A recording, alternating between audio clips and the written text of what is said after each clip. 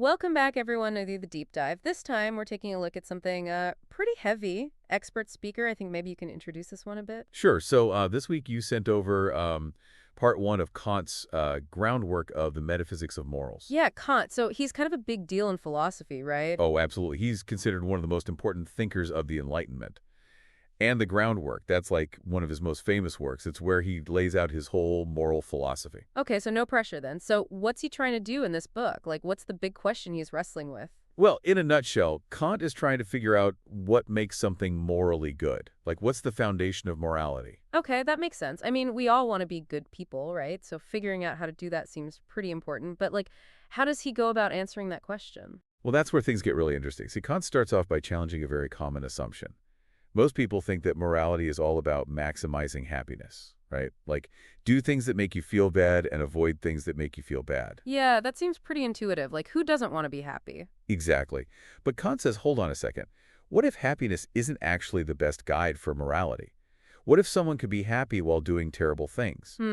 That's a good point. I guess you could think of like a really cruel dictator, right? They could be surrounded by luxury, have all the power, and be perfectly content, but still be doing awful things to other people. That's a perfect example. And the source material even uses this really striking image of a happy villain relaxing in a bubble bath. It kind of drives home the point that happiness doesn't necessarily equal moral goodness. So wait, is Kant saying that we should all be miserable to be moral? Like happiness is bad? No, no, not at all. He's not saying happiness is inherently bad. He just thinks it's the wrong place to start when building a system of morality. Okay, I see. So what does he think is the right place to start then? If it's not happiness, then what?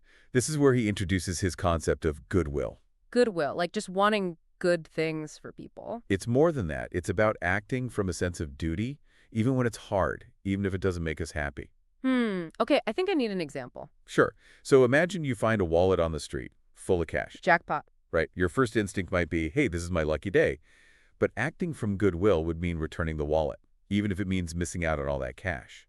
You're doing the right thing simply because it's the right thing to do. So it's about doing what's morally right, even if it doesn't benefit me personally. Exactly. For Kant, it's not about the outcome, it's about the motivation.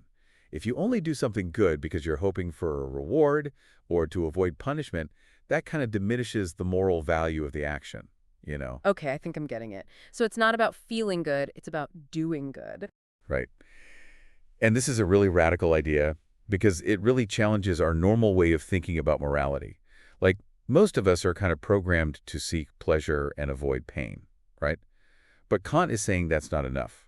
So if our feelings aren't a good guide, then how do we actually figure out what our duty is? Like, what are we supposed to do? Well, that's the million-dollar question, and that's where we get to one of Kant's most famous concepts, the categorical imperative. Okay, yeah, I've heard of that before, but honestly, it sounds kind of intimidating. I know, right? It's a big word, and the concept can be a bit tricky.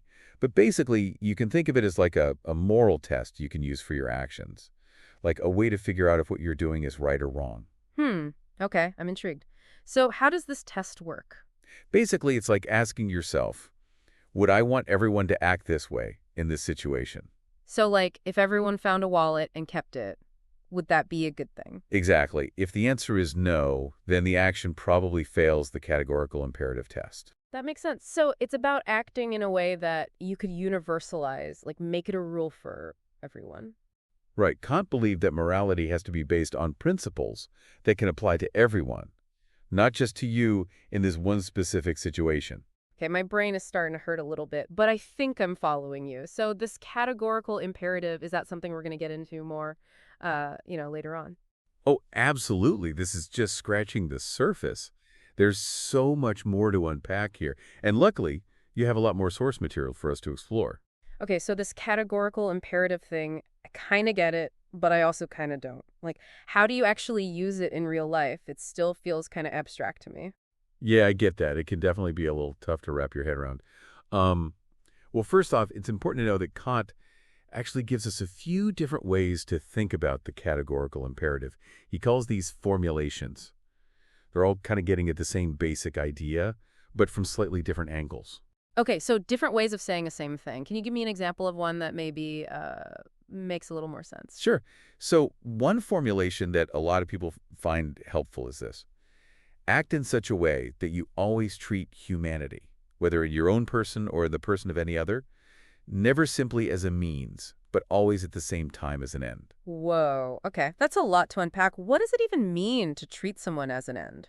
Basically, it means recognizing that they have inherent worth and dignity.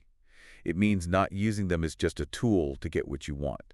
Like, think about when you're driving, right, and you're late for work, and you're tempted to cut someone off in traffic. Oh, yeah, I've definitely been there. Right. Well, in that moment, you're kind of treating that other driver as just an obstacle, as a means to your end of getting to work on time. You're not really respecting them as a person. So, what would it mean to treat them as an end in that situation? Like, just sit there and be late? Well, it would mean at least considering their perspective, right? Acknowledging that they have their own goals and needs, just like you do. Maybe it means waiting patiently, or at least signaling politely, and not cutting them off aggressively. Okay, I see. So it's about respecting everyone as a person, not just using them to get what you want. But let's be real, doesn't that sound kind of idealistic? I mean, people are selfish. We don't always think rationally, especially when we're stressed or in a hurry. I know, right? It can definitely sound that way. And Kant knew that too. He wasn't naive about human nature, but he still thought it was important to set a high standard for ourselves, like to aim for this kind of moral ideal, even if we don't always reach it. So it's like a goal to strive for, even if we mess up sometimes. Exactly. It's about recognizing that we have this moral duty to try to act in a certain way, regardless of how we feel or whether everyone else is doing it.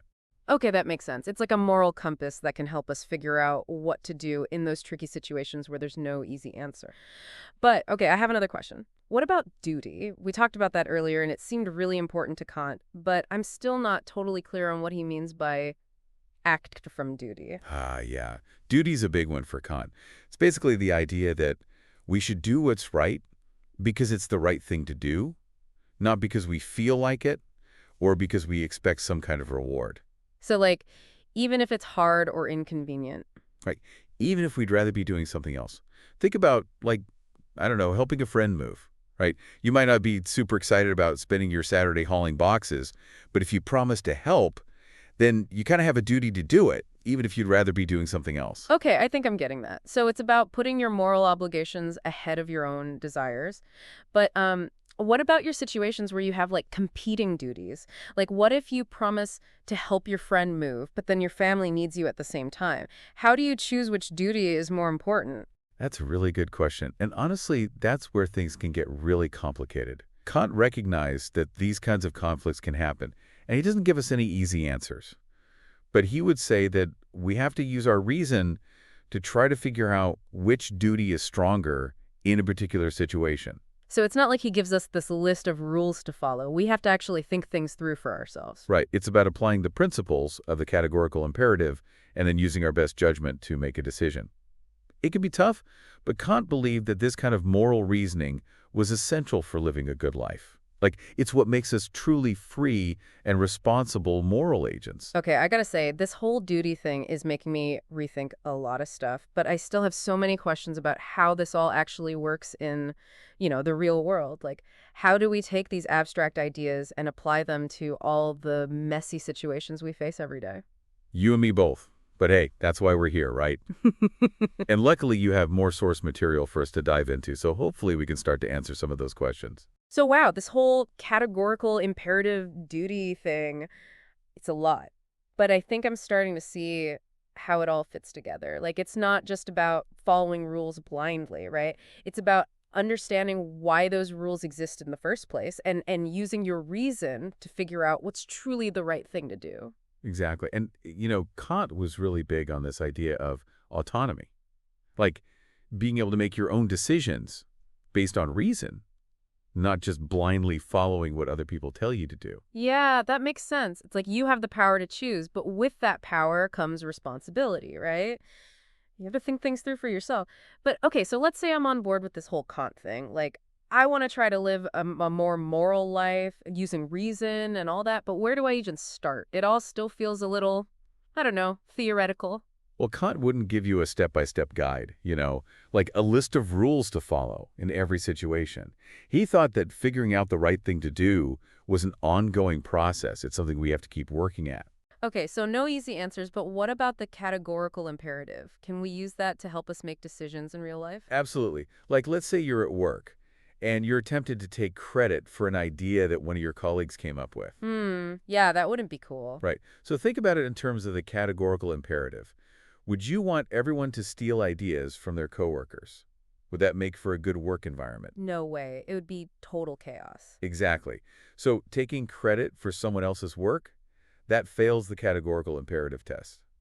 Because you wouldn't want everyone to act that way. Okay, that makes sense. So it's like thinking about the bigger picture. Like, would I want to live in a world where everyone acted like this? Right. It's about thinking beyond your own immediate self-interest and considering the broader impact of your actions. This is definitely giving me a lot to think about. It's like I'm starting to see the world in a whole new way. Like every decision I make, it's not just about me, it's about everyone. Yeah, and I think that's one of the most powerful things about Kant's philosophy. It really challenges us to step outside of ourselves and think about the kind of world we want to create. Well, this has been an incredible deep dive. I have to say, I'm still wrapping my head around some of this stuff, but I can already see how it can help me to, live a better, more ethical life. Yeah, and that's the thing about Kant. He's tough, but he's also really rewarding. Like, the more you engage with his ideas, the more you realize how profound they really are. So, to all our listeners out there, if you're feeling a little overwhelmed by all this, don't worry, you're not alone. Kant is definitely a thinker who requires some effort, but trust us, it's worth it. And on that note, we'll leave you with one final thought to ponder. If happiness isn't the be-all and end-all of a good life, then what is? What does it mean to live a truly meaningful life? Keep those philosophical wheels turning, and join us next time for another deep dive into the fascinating world of ideas.